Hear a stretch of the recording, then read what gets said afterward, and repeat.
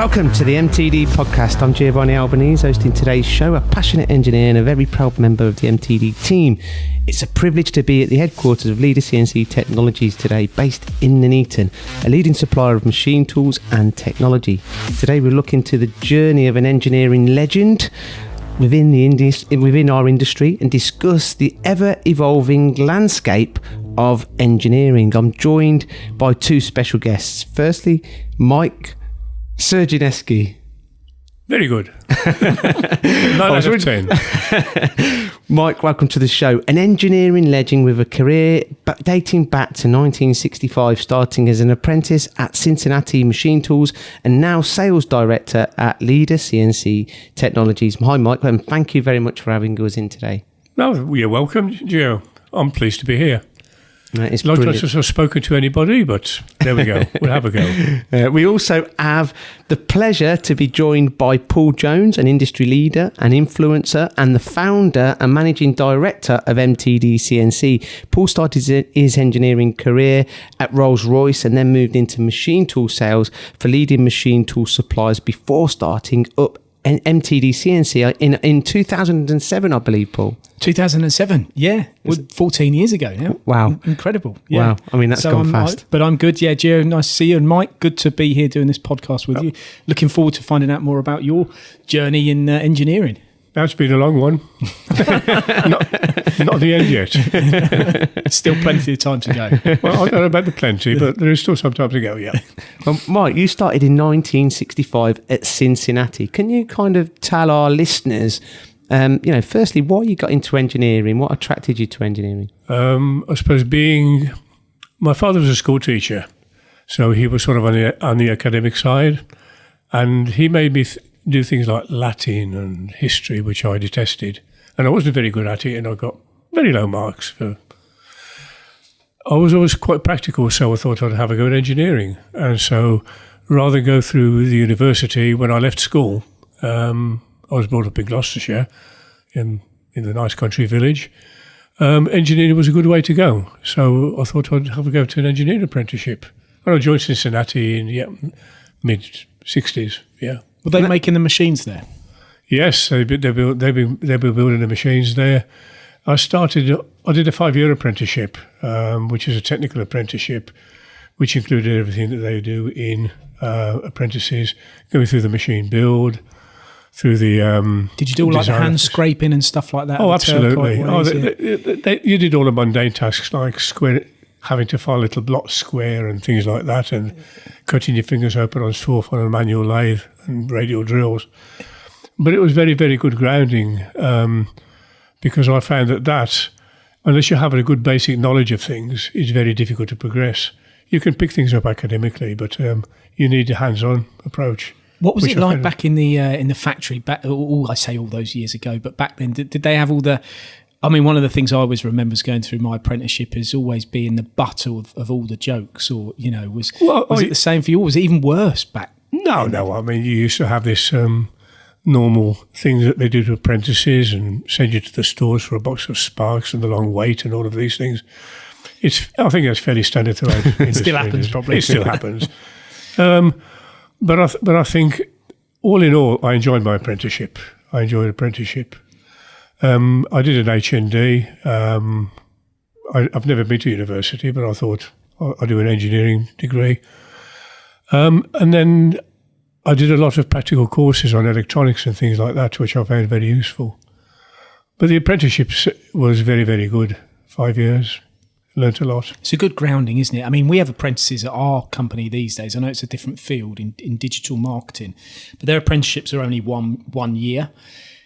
Can you learn enough in 1 year to consider that to be an apprenticeship completed? I just think I remember mine was actually 4 years, but every year you felt you'd learned something the year before and you stepped into the next level of education. So, it was a really good grounding. Yeah, 4 years, same with me, Mike, a 4-year apprenticeship. And I was actually using a Cincinnati at CD Atkinson Engineering at the time. It was a manual, horizontal harbour Cincinnati. I mean, it was all manual machines back then, wasn't it, Mike? I probably built it then. I feel sorry for some of the lads now and again because we don't have a build industry anymore now. So it's not had its knock-on effect. If you don't learn the basic skills, how can you then progress? Well, when I first went into selling machines in 2001, I worked for what was Bridgeport back in Leicester. And part of my training to go into sales was to spend 6 weeks on the shop floor, going through every stage of building and preparing the machines for delivery. So that was before they sent me out on the road to go. They wanted me to have a full understanding of how a machine went together, what the features and or what went into making a machine in Leicester, which was so important in the sales process. Can't imagine that ever happening now. It doesn't happen now because we don't have a machine tool industry as such. And that has its knock-on effect because we don't build anymore. That has a longer knock-on effect because people who used to build the machines learned how to build them, service them, and so on. You don't get that now. So, like Mike, back in the day in 1965, it was all manual machines. Tell us about your journey and how these machine tools have evolved over the years. Well, we started off obviously building the bed-type mills, the Powermatics, and the knee and column type machines, and then it slowly progressed. It started with plugboard controls.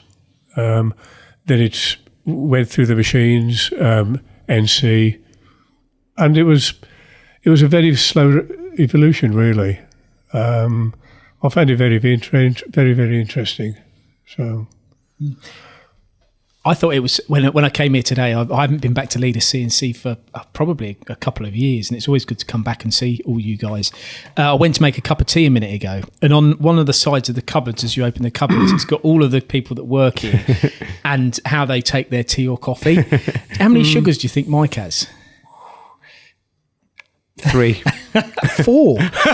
No, he doesn't know. But there is one guy on there. He has 4 sugars. I think. Well, have you seen his cup though? and have you seen his teeth? Yeah. No, I have a lot of caffeine in the morning, water in the afternoon. But basically, the machines haven't changed. If you look at the machines, you still have cast beds. The controls have changed. That's the biggest thing on machine tools. Before, it used to be cams and racks and pinions and things like that. Then it went into pneumatics and hydraulics and plugboard controls. But it's the controls really that's made a difference. Are the machines better these days than they were all those years ago? Will they last longer? And if so, why? Or why not? I think the machines were virtually hand-built because there was no mass production as such. They did have a very big machine shop at Cincinnati, but the machines were still hand-built. That's obviously when you hand scrape and you assemble, you obviously take more care. The only thing is you get a lot more repeatability now because things are mass-produced in China and Japan and everywhere like that. So you can interchange bits. But it amazes me when you look at how much machines cost in years gone by. And when you compare them to what they cost now, like a vertical machining centre would probably have cost more back in 1975 than it might do these days. But I suppose that comes down to everything that you're talking about, the labour going into it, the way they're built. The mass production. The industry changes, yeah. Why did it stop the industry, the machine tool industry building in the UK, Mike, in your opinion? Was it down to cost? I think it's Japanese. As soon as NC came out, as soon as they brought out the Fanuc controls, that was the biggest influence, without a shadow of a doubt. When the Fanuc controls came out, the people over here who were traditionally using the old methods couldn't understand it. And I think that was the biggest thing in those days. You as a builder were the expert. And when we started bringing in the Japanese machine tools, we were the experts. People were still using manual machines. So sales were relatively easy in those days.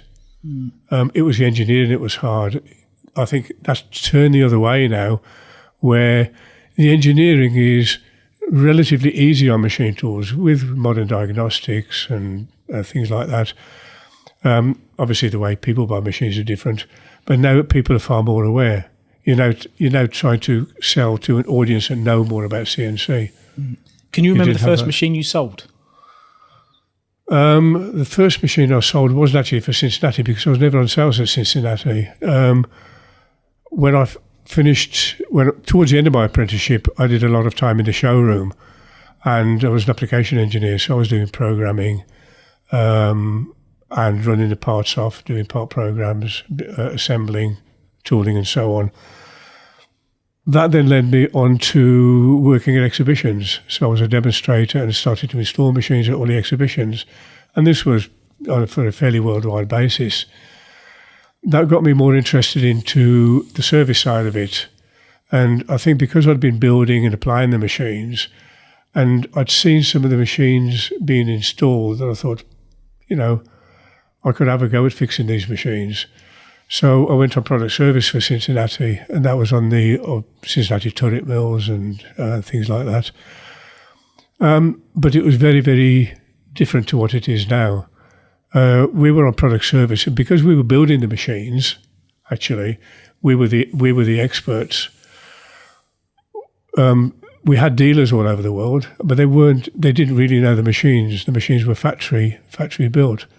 So not only did you have to learn the mechanical build, you had to learn the hydraulics, the pneumatic circuits, you had to learn the CNC controls, and I spent many years at Biggleswade learning the achromatic controls, doing the transistor logic, because when you were on product service, which is actually my most of all the jobs I've done, I think doing the engineering and product service was, from an engineering point of view, my most rewarding jobs. I mean, the experience that you've had is astounding. It's second to none. There's a lot more pressure because if you can imagine, if in those days on service, we were called all over the world. So I was visiting China and India and Korea and South Africa and all of these places. And this was all Cincinnati? This was all Cincinnati, yes. But because the dealers didn't know very much, you were the experts. Everything was different then. There were no mobile phones. There was no sat-nav. So when somebody said to you, here's 3 jobs to do in Europe, they used to say, well, here's your 3 jobs, get in the car and go and do the job. So you had the language problem. You had to do everything, organise yourself. There was nobody to call on from the office because you were the expert. You were the factory man. What year are we talking about here, roughly? You're probably talking of late 70s, 70s, 76, 77, 75 to 78. I was just born then, Mike. I was still a twinkle in there. What happened to Cincinnati? I grew up like Gio using Cincinnati machines. When I first was selling machine tools, they were still everywhere, but gradually they've kind of been weeded out of industry. What happened to the business? I think they tried to diversify too much. When they were building machining centres, they were very, very good. Then they got into robotics, and then they started to dabble into automation. This was before the days when people started talking about FMS and things like that. And a lot of it was transferred over to the USA, a lot of the control. And it just slowly drifted apart. And it's happened not only to Cincinnati. If you look at Wickman's and all of the people in the UK, Broadbents and all of these people, everybody went down the same path. Paul, what are the biggest changes that you've seen? Because you've been involved in machine tools a lot more than me. And Bridgeport, it was a massive company back then. A lot of the sales directors and engineers that you see now, for a lot of the other OEM companies, all originated from Bridgeport. It did, yeah. Even as far as contacts that we have with Tony in the States, I was there in 2001 until 2003, and I have to say, for the record, I think there was some real frailties in the way that business was run as an organisation. I think the product was good, it was solid, it was reliable. But as with all these things, competition creeps in from overseas. It's cheaper. it's readily available stock. The lack of flexibility on a commercial element from some of the hierarchy at Bridgeport then just meant that it just became quite a difficult business to work for, and the product was facing tough times because of competition. And I think that that's probably a trend that's happened in industry since then over the last 2 decades, where we've seen companies and new products coming into the UK market that initially may have lacked in reliability and quality, but over the last 2 decades, some of those things have been ironed out. And now you've got some tremendously good bits of kit that can be coming in from overseas, but at the same time, there's a lot more than just the plant. It's the company, it's the support. I mean, one of the things I think is great here, Mike, is speaking with you and Rob and Steve earlier. I mean, you have got decades of engineering, resource and expertise behind you, haven't you? So, and selling machine tools is one thing, but everything that goes along with it, people are leaning on. I suppose where I'm drifting to, Gio, in answer to your question, is people these days don't have the production engineers that they did. They don't have the infrastructure in their machine shops that they did. They're reliant on businesses that can not only sell them a bit of kit, but can help them through, the journey of making that a successful purchase. I think the other thing is my first job in sales was at TI Polmac, and that was a joint venture between Tube Investments and Metal Export. And we were trying to sell Polish machine tools in the UK. And doing a bit of name dropping, I worked with Tom Hughes. He was at TI Polmac as well. He's now at White House, of course. And we were quite naive. We were very, very naive. And we thought sales were easy. We spent a lot of time sort of drinking vodka and going to Poland and things like that. But it was different because it was reciprocal trade deals. Ursus were building a factory over there, and we were representing people like Cross, Landis, Delapina. So we were promoting British business over there, and on a reciprocal basis selling over here. And we sold some really good plants. I remember putting in a Pariba lathe at Summers Forge, and that's still running now. And that's over 35 years ago. That was a big 20-metre machine. So, but I think because I was on sales and quite naive, what I learned was you could put a machine in, but then, as you rightly point out, you needed to back it up. And I think engineering, you have to go back to engineering and back up. That is why we're quite successful at Leader CNC. We're probably one of the best machine tool sales companies that people haven't heard of, because we're better known for our after-sales service.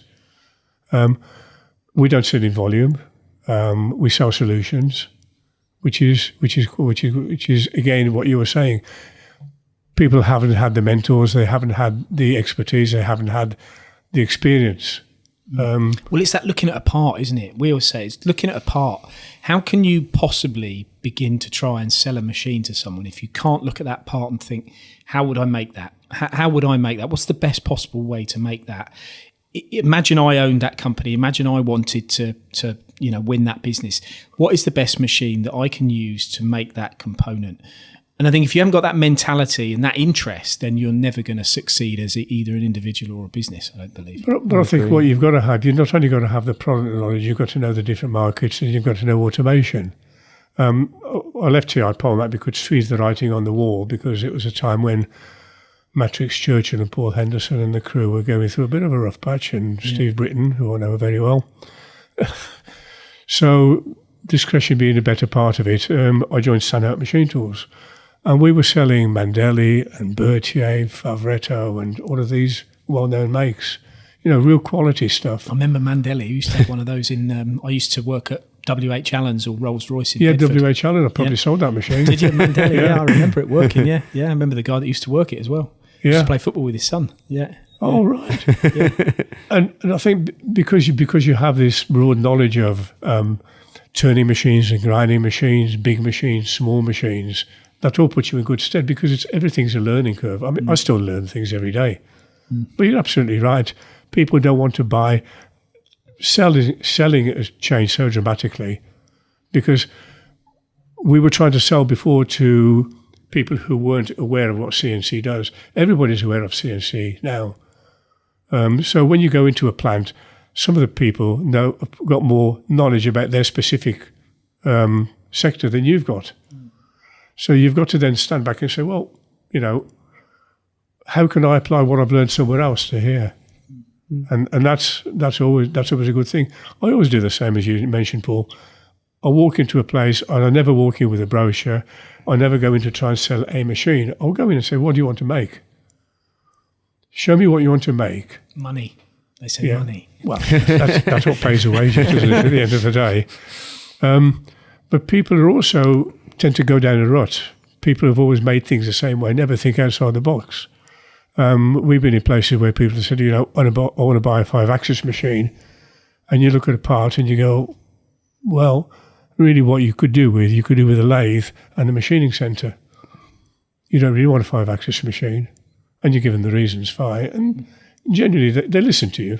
They don't always buy things, but at least they listen to you. So Mike, in 2002, you become sales director for Leader CNC Technologies. Yeah. Tell us about this. Well, it was a bit of a transition because after I left Stanhope, I did a lot in automation, and I worked for a company that did automation, robotics, and we put systems in, BAE systems and all sorts of places like that. So I had a fairly good background knowledge of automated handling and also various types of machine tools. And what Paul was saying was absolutely right. People like good engineering. When I joined Rob, before I joined Leader CNC, Rob and myself worked for RPD Machine Services. That's going back 1996. So I've known Rob for a long, long time. And he ran the engineering side and I was sales director. And it was primarily an engineering company. And then we latched onto Toshiba sales. That went on for a few years. And because of the shareholding at RPD, it sort of drifted apart for various reasons.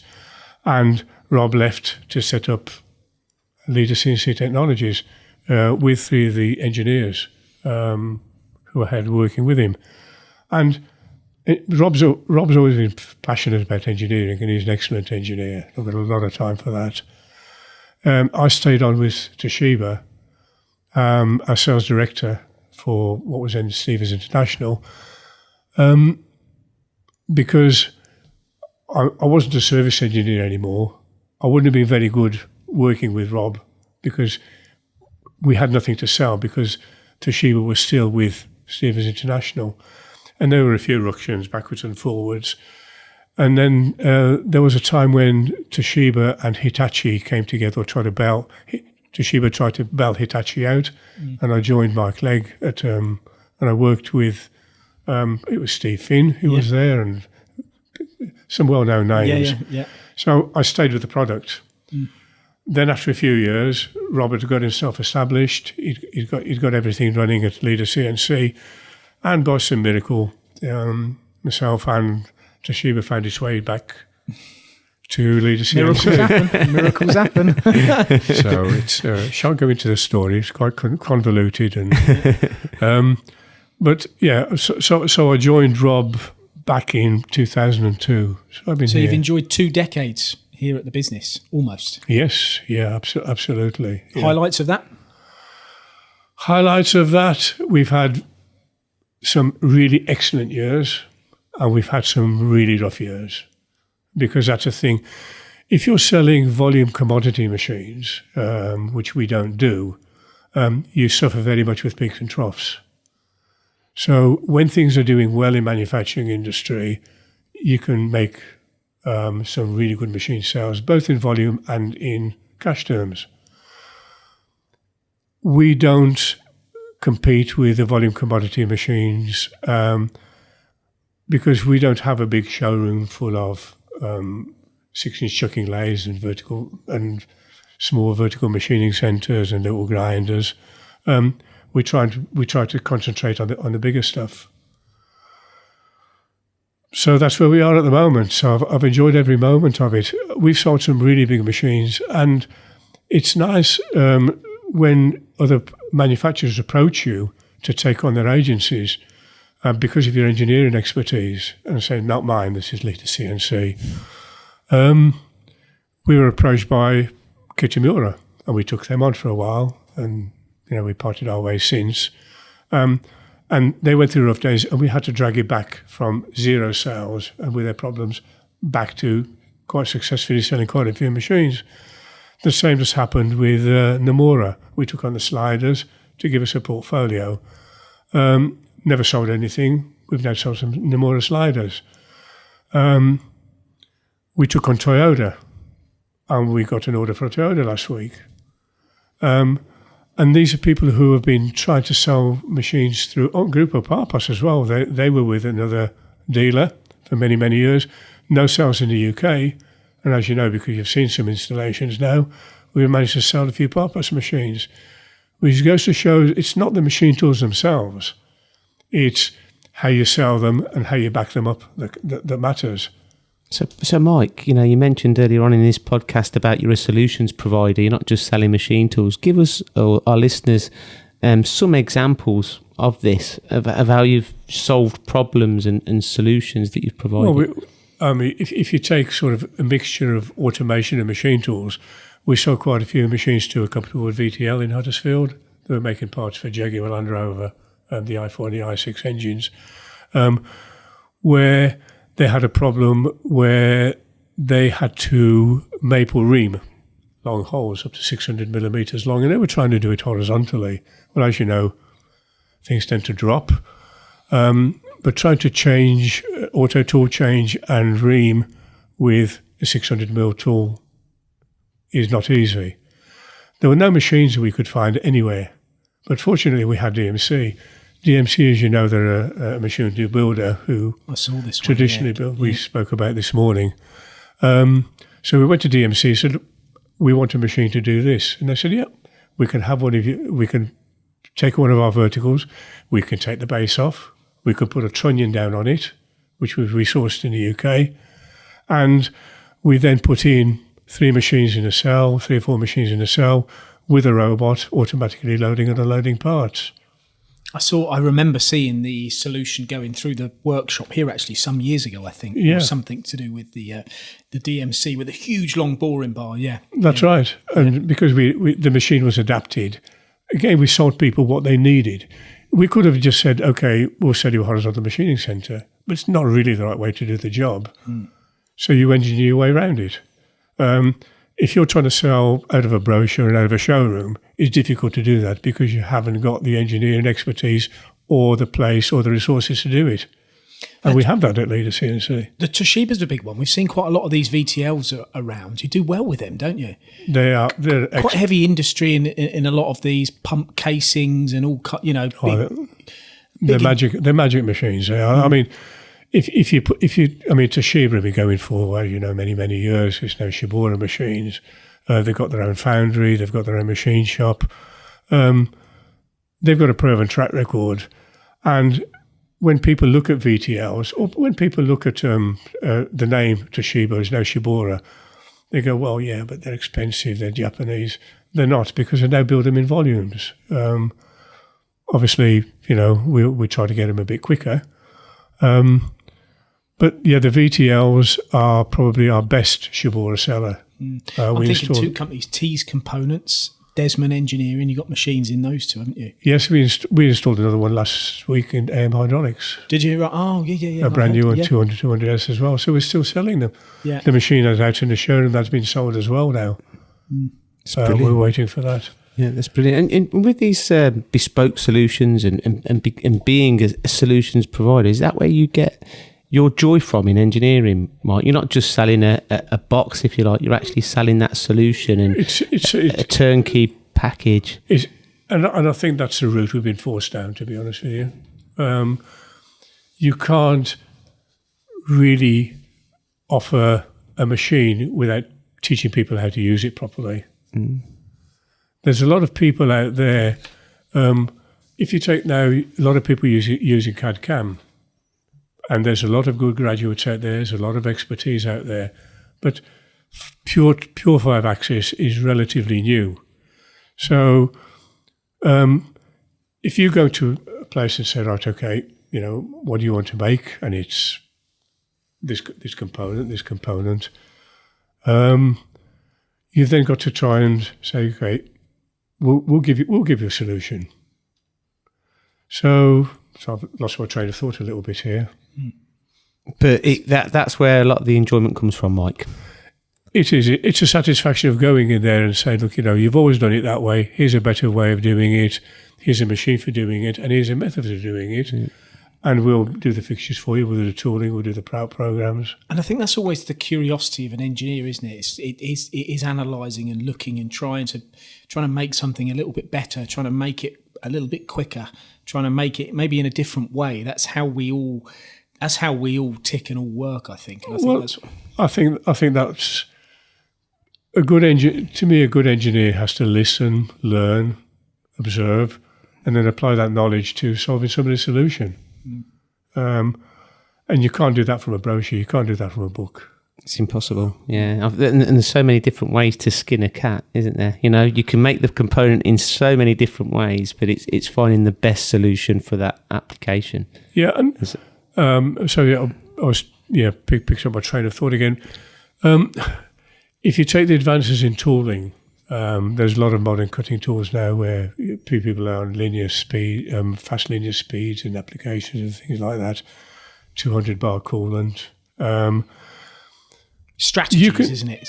You can sit behind a desk and you can design, you can write a part program, you can design something, but a lot of the people who are production engineers who try to back up or sit in an office doing these things, they haven't had the practical experience. You can design something, but then you say to these people, well, this is aluminium, or this is titanium, or this is duplex, and you know what sort of swarf you're going to produce and things like that. It's fine though in the theory, but it's only by, I suppose, going round for many, many years, looking at the applications and different ways of people have got different doing the jobs. Yeah. That's how you learn. Yeah, I completely agree 100%. And Mike, where do you see the future of engineering, not just in the UK but around the world? I know you've also got the Takumi range, and they've got the additive manufacturing machine tool now as well. Well, that's I think additive will come into it. I mean, Shibura have got one of the biggest additive machines. They've actually done a whole engine casing for a well-known engine manufacturer. And that's going through trials. There's a lot of things that are going to composites as well. And again, Parpas do a lot of that. So then you've got additive, you've got lasers, you've got wires. I think manufacturing is going to change because if you go back, 10, 20, 30 years ago, everything was big and massive and heavy. It isn't now. Everything is now for lightweight and speed. I'm still big and heavy. Does that getting bigger and heavier every day? Yeah, he's still. Well, he is what you're talking about, then, Mike, isn't he? He's small, compact, light, streamlined. Yeah, streamlined. So he's the future. Yeah, I think there's a lot of mileage in engineering. But I think gone are the days. You can't sell from a brochure anymore now. I think those days are gone. If you're selling commodity machines and you've got lots of stock and no price list, you can always install machines places. But the beauty is, there's a great satisfaction in selling something for £1 million and getting it right. Yeah. And we'd rather, at Leader CNC, we would rather sell one machine a month. Well, hopefully more than that. But if we can sell a machine a month rather than sell 30 little ones, we know what we'd rather do. It gives the engineers plenty to do. It takes a long time to install these things, of course, which is another thing. We've got good service engineers, but I think Bob Turnell, I was talking to him the other day, our Northern Air Sales Manager, and he said he worked out as per capita, if you look at the number of machines that we sell and install and the number of engineers we haven't got as many engineers as some other people. But if you look at the volume of our installations against our engineers per capita, we're actually better than most people because we don't need to have 20 service engineers installing 50 machines a month. Yeah, Mike, it's a good point. And just to kind of summarise, really, what you're saying is the game has changed, so we need to change the way in which we play the game. Everything changed. I mean, you can tell from my age, I'm not a IT social media expert. That's why we've got Emma. You're getting quite good, actually. I was seeing you quite a bit on LinkedIn recently, Mike. Well, LinkedIn. I've been told to go down by my path by my superior, Emma. She's my marketing lady. She's really good. She did a good job. But when it comes to she does all the websites and e-shots and things like that. Again, that's the way it's going to go, isn't it? People are going to go for e-shots and selling platforms like MTD, videos, LinkedIn. I mean, when it comes to social media, I mean, I've never been on Instagram. I've never used Twitter. I've never used TikTok. No, never. No, I haven't, because I've got no need to do that, really. But you've heard of it, though? You've heard of it? I've heard of it because my grandkids tell me. Yeah. Just to keep using it. Back to the dinosaur days. But I think the way the method of selling is changing, machine tools are changing, but I think there's a lot to go in manufacturing industry yet. I think it'll change, but hopefully for the better. Well, Mike, it's been an absolute pleasure to get an insight into your background and your journey in engineering. It's been a privilege for us to be here at Leader CNC Technologies today. I hope the listeners have really enjoyed this podcast, and if they've got any questions at all, please contact Leader CNC directly. Paul, any last thoughts? No, it's just been really good to see you, Mike, and I wanted to wish you a belated happy birthday for your birthday, which I believe was a week or two ago. You're not going to tell people how old I am? Okay. 74, not looking a day older. No, to me, retirement is too final. It's a bit like death, but less permanent. You obviously enjoy what you do, Mike. I do. And thanks so much for joining us on this podcast. No problem at all. Until next week, the MTD podcast. We've been joined by a real engineering legend today. It's been an absolute privilege. Next week, another episode of the MTD podcast. Stay tuned. Thanks for listening to the MTD podcast. If you found value in this episode, please subscribe and leave a rating and review. Find more episodes on MTDCNC.com.